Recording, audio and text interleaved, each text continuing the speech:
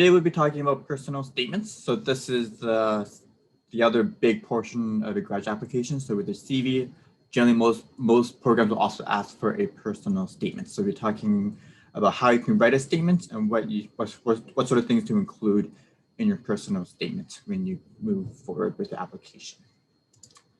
So before we start, I'm curious. I'll put the poll up here. So if you go on the top, there's a website, pollev.com/vic416. How would you describe your personal statement right now in one word? So the statement that you have right now, how would you describe it using one word? Incomplete, I like that. Narrative, okay, nice, yep. So we've been talking a little bit about telling a story and telling a narrative whenever possible. So that's important. Bullet points, yep. So imagine that's going to be connected to being incomplete as well. But it's good to have bullet points. It's good to have an outline as well. Scattered, yep. Lost, yep. So that makes sense, especially when you're just starting out writing your personal statement. It can feel like you're not really sure what you're doing, but it's always good to have something on a piece of paper. Unfinished, vague, yep. Those are all very good words, yep. Non-existent, I don't like the emojis, I guess, the stars. It makes it very fancy. Confused, daunting, yeah.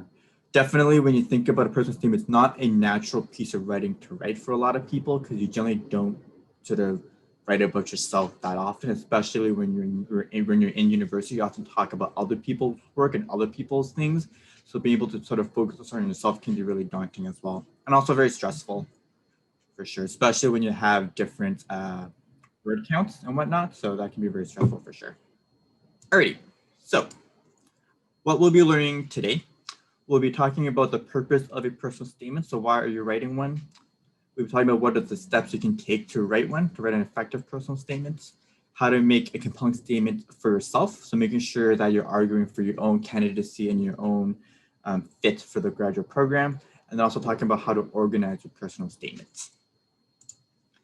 So based on your statements that you sent to me over the last week and a half, thank you so much for sending them. Here's some things that I come away from reading those statements. If possible, try to tell a story.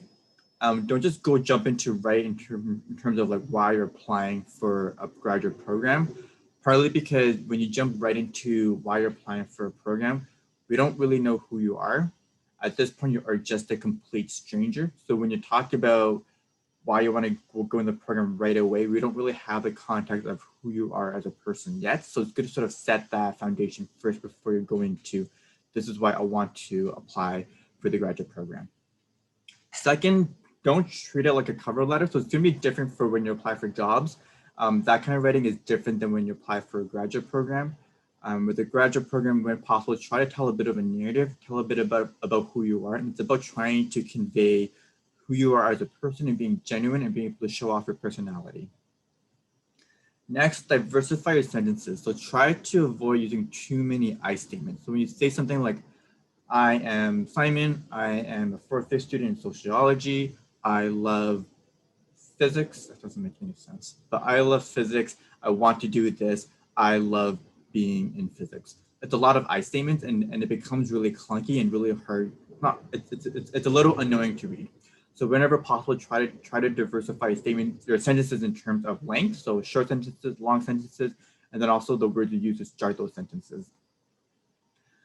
Whenever possible, provide examples to prove your claims. So showing rather than telling. So rather than telling people that you are a strong leader, show us how you are a strong leader. So give us examples of your leadership rather than just telling us your leadership. Because anyone can say anything about themselves, but in order to sort of prove that, you provide the examples to sort of, similar to when you write a paper, you always want to back up your claims. So back up your claims with your experiences. When you have your experiences, try to tie them together with your story. So if you're able to tell a story in your personal statement, try to connect your experiences to that story and have that narrative thread be common throughout the entire statement. So you don't sort of tell a story and then lose it halfway. You want to tell a story and then connect it back to your experiences throughout the entire statement if possible. And those links to sort of don't just add a bunch of experiences together. So it's not about you trying to tell them like 50 different experiences. It's about you selecting the key experiences that you want them to know about you and to be able to sort of highlight key skills based on those selective experiences and be able to show how those experiences connect together. So why personal statements? So we generally have a personal statement because graduate programs want to know who you are.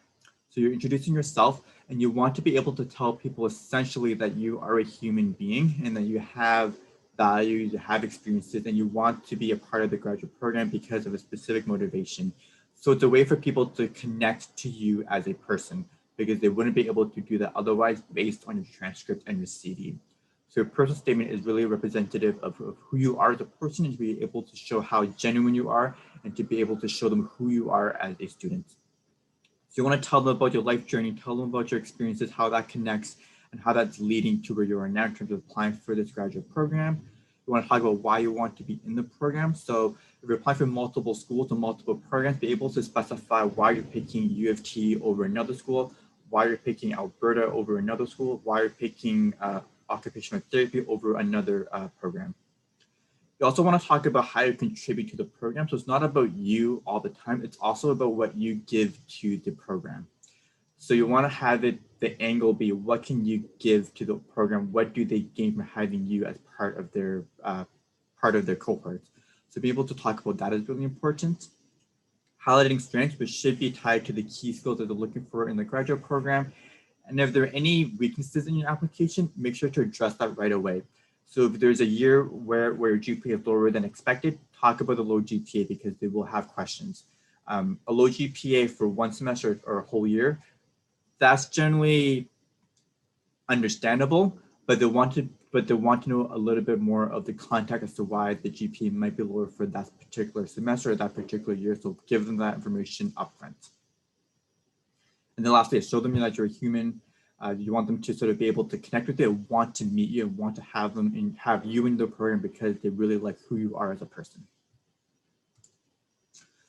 So in terms of writing your statements, the first piece is going to be self-reflection. So being able to understand why you're applying for a graduate program and being really detailed about that. So rather than thinking or saying that you want to be in graduate school because your profession requires it, it's a little bit deeper in terms of why do you want to go into that profession. So it's not just about like, I want to go to the profession because I make a lot of money or I really want to help people, but go a little bit deeper. So when you think about wanting to help people, that's great. But why do you want to help people? What about helping people really interests you? So talking about that when you can. Thinking about the skills and experiences you bring to the program is really important. Next, I want to do your research. So gathering information about the program, about the school, about the alumni, about the faculty, about the area of study that you're looking into, and getting a sense of what does it mean to be in that program, and have a really good sense of the program's mission, their values, their goals, their objectives, and that could help you inform your statements.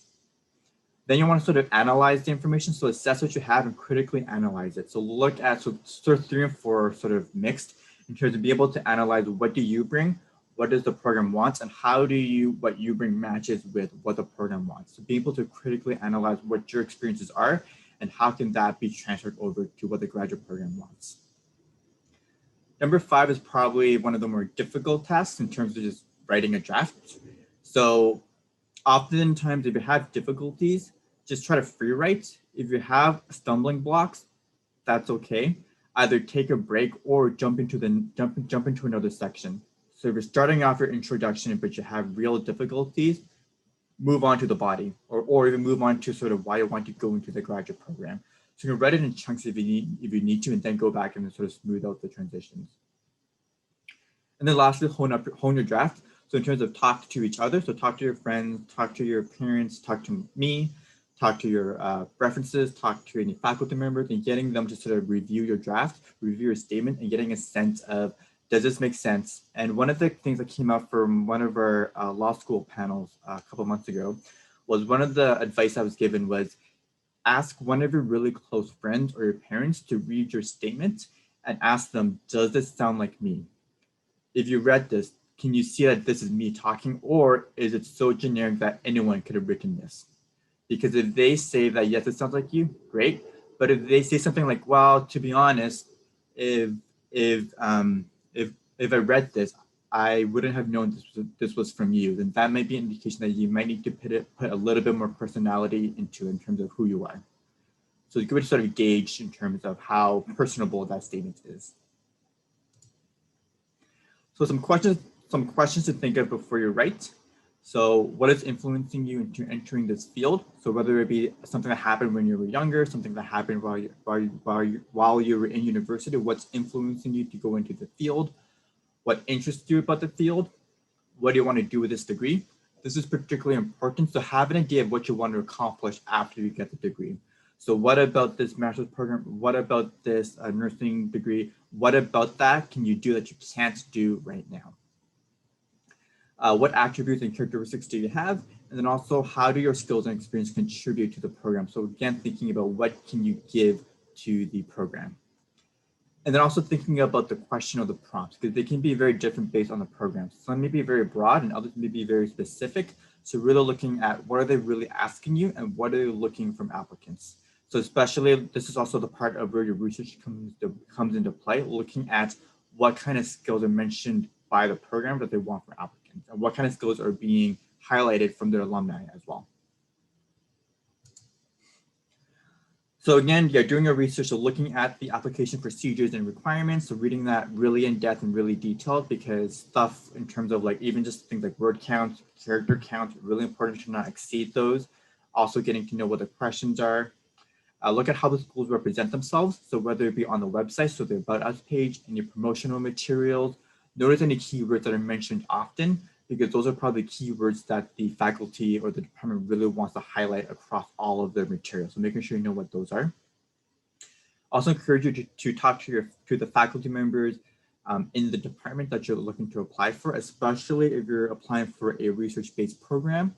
It's good to sort of talk to those faculty members about your research interests and research ideas and get a sense of, do your research interests really align with the faculty? And if so, how else can you sort of refine your ideas to make it even more compelling to be on a statement? If possible, talk to current statements. So talk to current students, sorry. So talking to students who are currently in the program right now, because they can give you a sense of what it is like to be a student in that program, and that may be able to sort of address some having like sort of reasonable expectations for the graduate program. And they can also tell you about their own applications as well. Lastly, talking to alumni for the program. So if you're able to talk to Vic or U of T alumni who went through the program, it'd be beneficial to talk to them to get a sense of how that degree has helped them along with their career after they graduated with that degree. And when you do your research, always thinking about how can you best represent your candidacy. So when you sort of find out about what are those keywords, what are those sort of research interests you have, how do you align with those keywords and align with those different research topics? So with the personal statement, I often like to frame in terms of the past, the present, and the future.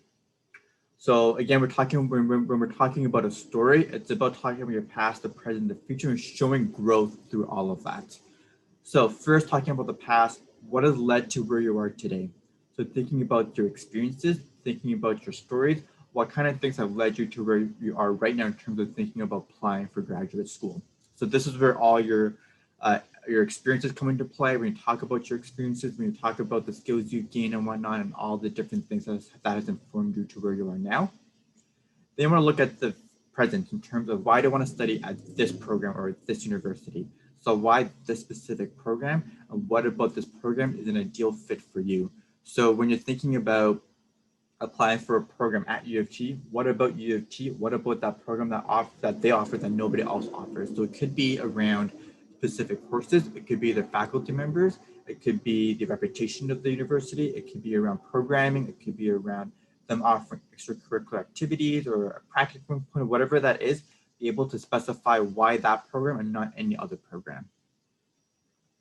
And then lastly, thinking about the future in terms of what are your plans after you graduate. So with this degree or with this certificate or whatever it is you get, what can you do with it now that you can't do at the moment? So thinking about sort of what are your general goals after you receive the degree. So when thinking about the format and style of personal statements, there will be different based on the type of question. Some of them might not even be a personal statement and just might be an answer to an essay question. So when you think about essay questions, you may not need to go through a whole story because they might be more explicit in terms of you want to know about specific information. So in that case, you may just need to give them that information, which is perfectly okay. Other ones might be more autobiographical. So these are your traditional personal statements, so being open-ended, talking about a narrative, talking about a story. And other ones might be more focused on research goals. So talking about sort of what you want to research, who you want to work with. So especially if they talk about research focuses, connecting your research interests with faculty in that with that department is really important as well. So you can show that what you're interested in researching is aligned with that department. Either way, the main thing is just trying to make a compelling case for your candidacy and all your different answers. So for example, if you have a graduate program that asks you like 3 different questions and you have to answer 3 different answers, make sure that your answers are different. Because if you keep mentioning the same thing for all 3 answers, it's going to be a little repetitive. So instead, you want those answers to be focused on different areas of your life so they give them a different perspective of who you are. Okay, so in terms of organizing your statement versus writing your statement, writing paragraphs right off the bat might be a little intimidating. So you can think about writing an outline if possible. So writing a point form, bullet point outlines, mentioning the keywords or the key messages you want to convey. With the paragraphs, try to focus one idea per paragraph. If it becomes too many ideas, it can be really confusing for a reader to understand.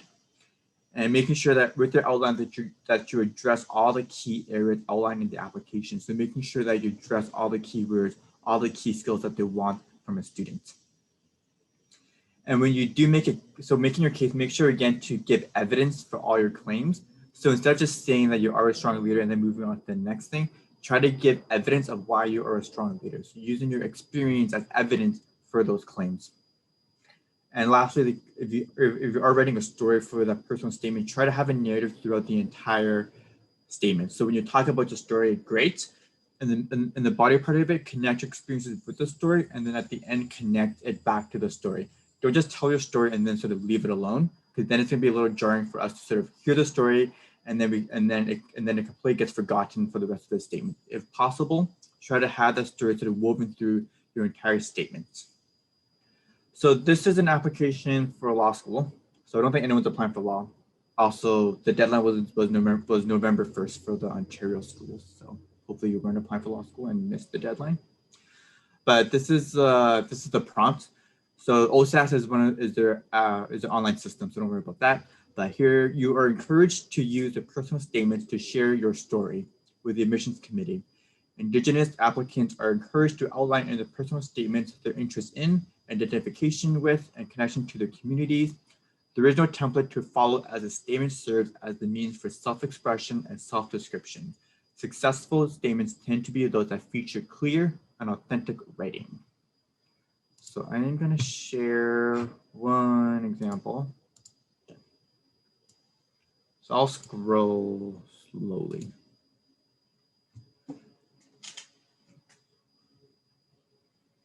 So feel free to read it. It's an interesting because it's a completely different background than what you would expect from a law student.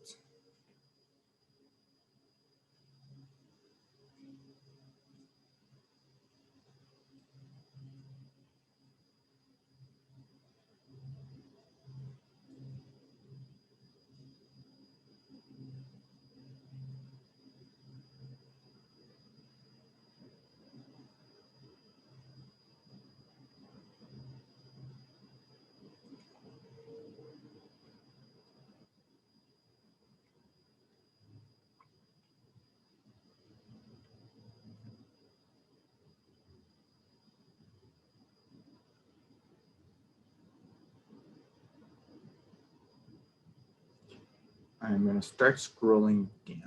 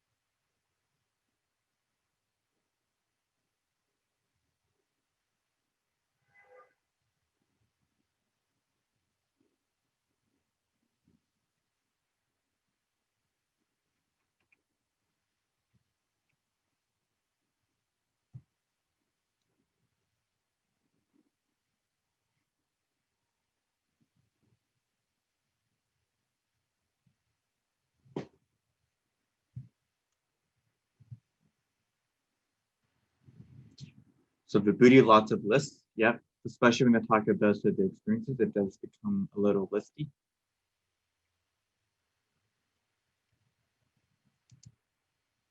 Let me just see. There we go. And that's the end of it.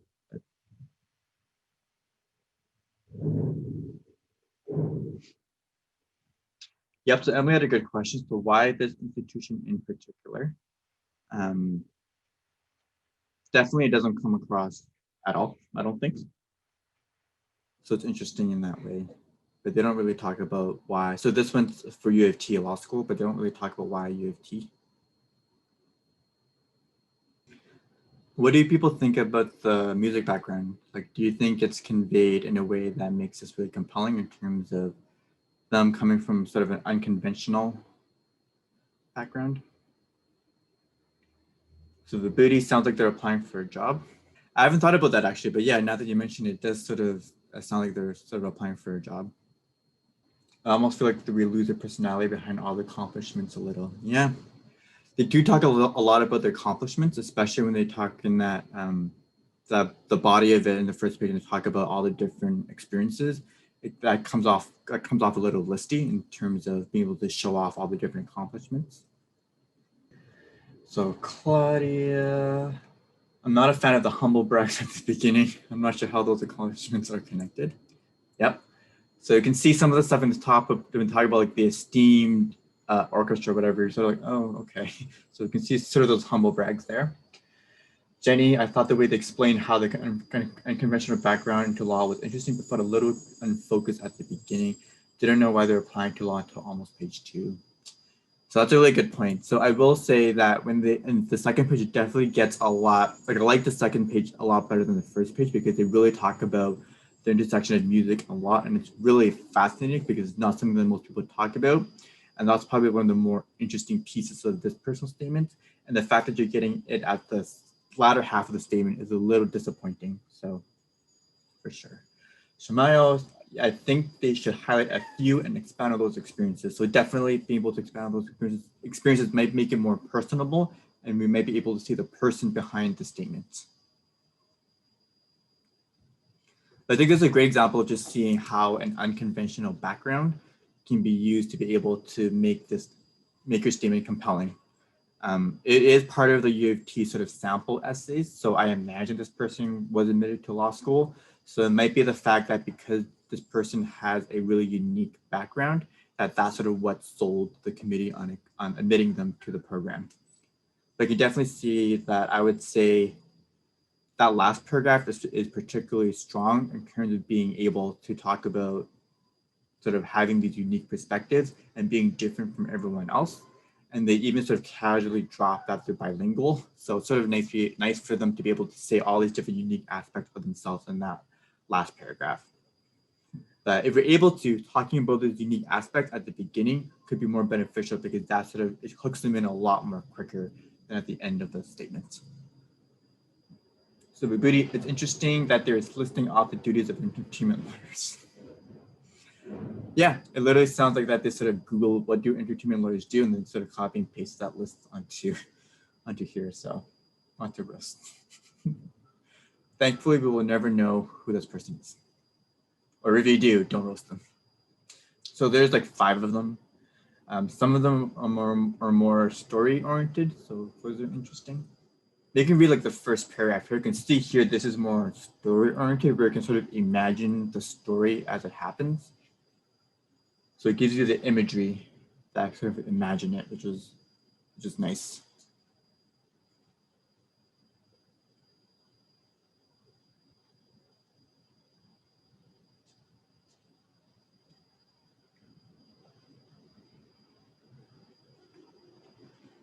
Maybe if you have any comments in terms of do you like this start to this statement better than the other one, feel free to comment in the chat what you think about the start to this statement compared to the other one.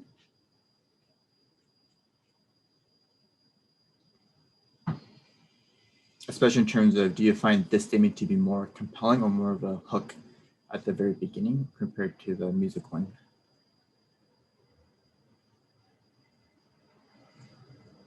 Okay, so Emily, I think it really depends on the program. For the programs I'm applying for, this is exactly what they tell us not to do. So definitely, I think this is where the different programs come into play. So making sure that you do talk to your faculty, to your references, and get a sense of what kind of writing is sort of expected from applicants. So some last things to think about when you look at your statement. Obviously, spelling and grammar are really important. One spelling mistake can make it really memorable to a reviewer. So make sure you look for your spelling and grammar. Avoid any generalizations. So don't say things like everyone thinks about this or the entire field of art history believes this is the case. You can never generalize to an entire population or group. So make sure you don't do that. Avoid cliches. So when you think about like writing a statement that says something, I really like to help people, it's a cliche. Everyone says it. You definitely want to be more specific when you talk about wanting to help people. What do you mean by that? So make sure that you're not repeating yourself. For a lot of these personal statements, there are word counts and character counts. So making sure that you don't waste space in that statement to repeat yourself, because that can be a waste of space. That you can then instead talk about other experiences.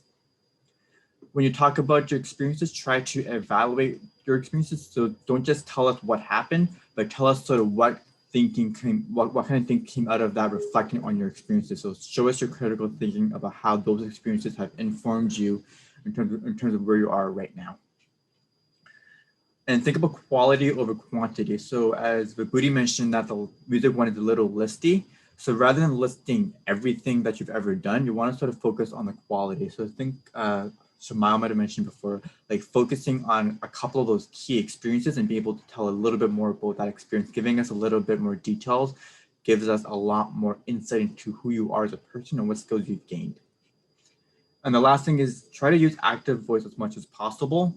So being able to sort of, and also saves you with like a word count. So for example, passive voice being the food was eaten by the cat, whereas active voice is the cat ate food or the cat ate the food.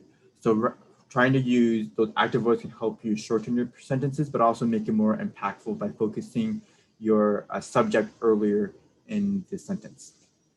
So I imagine all of you are in different stages of applying for graduate school. Some of you have started, others have not, others have already submitted things to graduate programs. So in terms of next steps, just thinking about, do you need to conduct more research on the programs? Do you need to talk to faculty and students? Do you need to sort of do more research in terms of getting a sense of what that program is like? Do you need to talk to someone to sort of refine your research process or research interests? If you haven't started a CV yet, it might be good to start writing your CV currently or to revise your CVs. Your personal statements, if you haven't written anything down yet, maybe outlining your personal statement. So it's getting some bullet points down and getting a sense of what you may want to talk about. Also getting a sense of creating a timeline for your personal statements. One thing that's not on here is also maybe some self-reflection. So if you think that after this week, you've realized you need to think a little bit more about why you're applying for graduate school, then it's good to have that time to think about that now and getting a clear sense of why you are applying for graduate programs. Also encourage you to ask your professors. So whether it be your references or professors who are teaching you this semester or last year or previous years, ask them for assistance. So see if they're willing to read your personal statement and getting a sense of what they think, since they are the experts in the field and they've read many personal statements and they've also written ones themselves. They will be your best resource in terms of getting a sense of whether or not your statement is appropriate for that field or not appropriate. And of course, I'm also available for one-on-one advising, so feel free to set up an appointment with me if you want feedback on your application. You can also contact the Writing Center as well at Vic, and they're more than happy to meet with you to discuss your personal statement. If you are feeling unsure, perfectly okay, feel free to chat with me if you want some more guidance in terms of that process. And yeah, it's good to see that this was helpful to some of you, or all of you, I don't know, but hopefully this was helpful. But yeah, otherwise, thank you so much for joining me for this week. You spent, I want to say, close to 6 hours of a reading break in here. So it's great to see all of you coming back on Monday, Wednesday, and today. And I wish you the best of luck with your graduate applications. I would love to hear back in terms of how well you do in terms of those applications. So if you get your admission letters, feel free to let me know. because we love to hear success. We love to hear success stories here at Vic, and you all are already very successful. So we're excited to see your next stages in terms of life after Vic. But I'll be here for another half hour, so feel free to stay if you have any questions or if you want to chat with each other. I also want to encourage you to connect with each other as well. If you find people that were really helpful in your review groups, feel free to reach out and get your emails with each other and share contact information.